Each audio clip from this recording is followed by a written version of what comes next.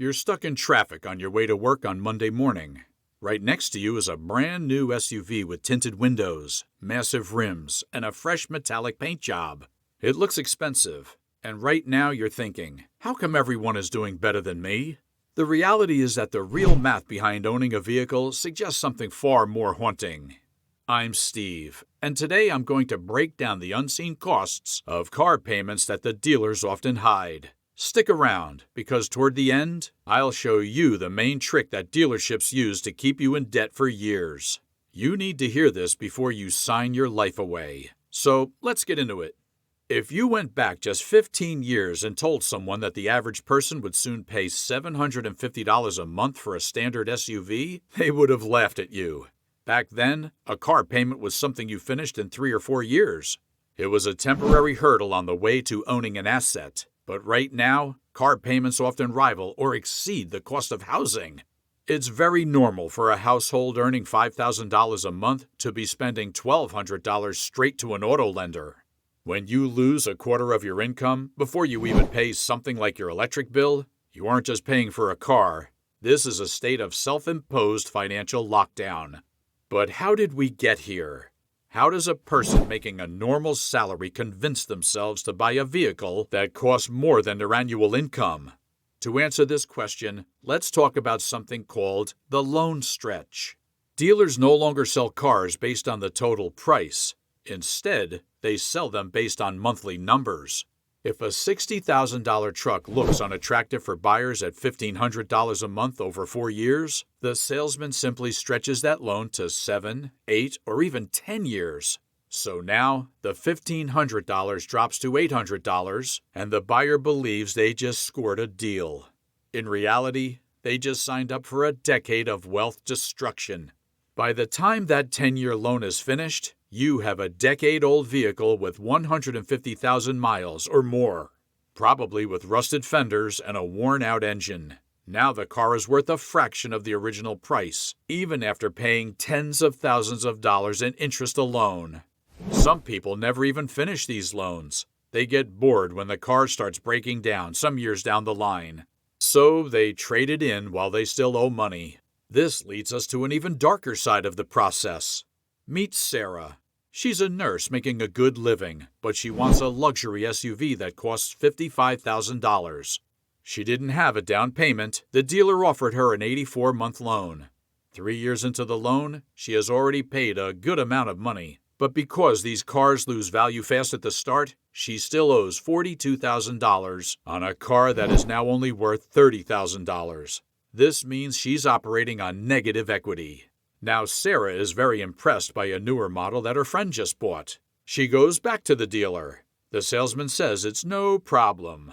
He says they can roll $12,000 she still owes into a new loan for the new car. Sarah walks out with the new car, but her new loan isn't for $55,000 anymore. It's for $67,000. She added her old debt to the new debt. She is now paying for a car she doesn't even own anymore.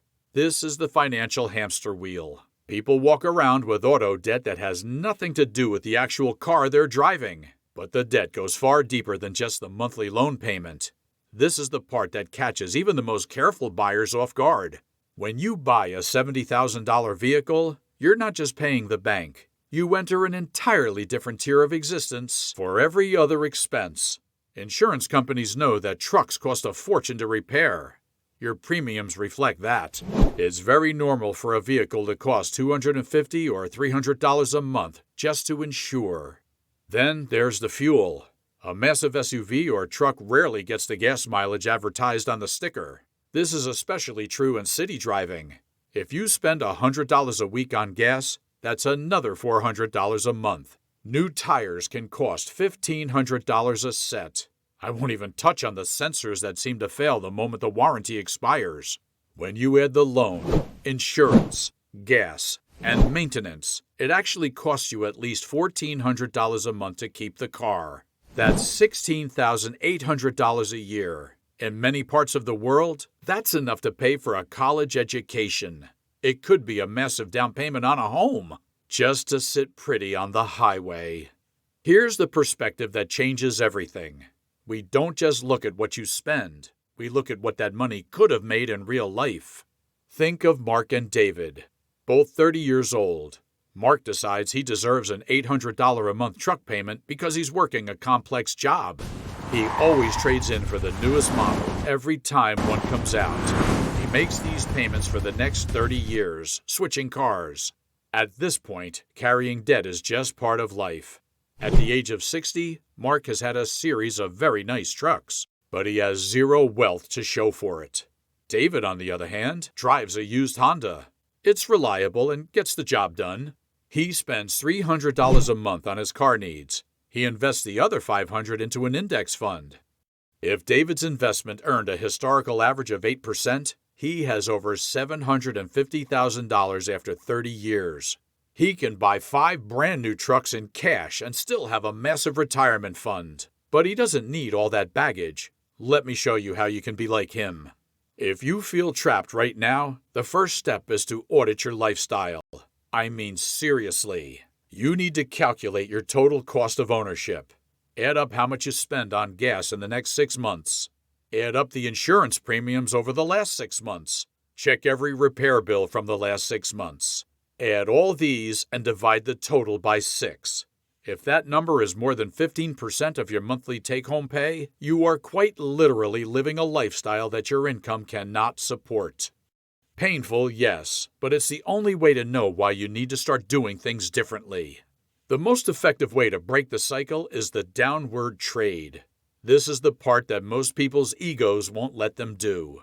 If you owe $40,000 on a vehicle that is stressing you out, but you could still sell it and buy a reliable car worth roughly $15,000, you should do it. The goal is to get to a point where you own your transportation outright. You can then use the extra cash to pay off high-interest debt, or perhaps buy some stocks to hold over the long haul.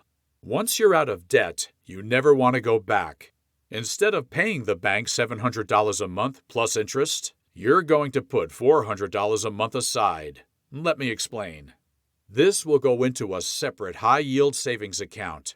By the time you want to upgrade the car you have right now, you'll have $20,000 or $30,000 sitting in cash. You walk into the dealership, pick out a car you like, and write a check.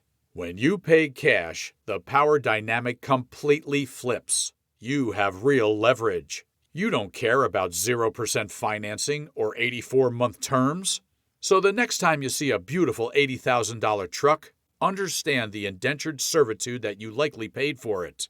Your vehicle might be old and not so cool, but I want you to see it for what it truly is. It's just a vessel to move you around. It shouldn't be the reason why you're stuck and unable to start any project for the next 7 to 10 years. If you enjoyed watching this video, be sure to hit subscribe and leave a comment. Remember this, change begins where there are consistent actions. See you in the next one.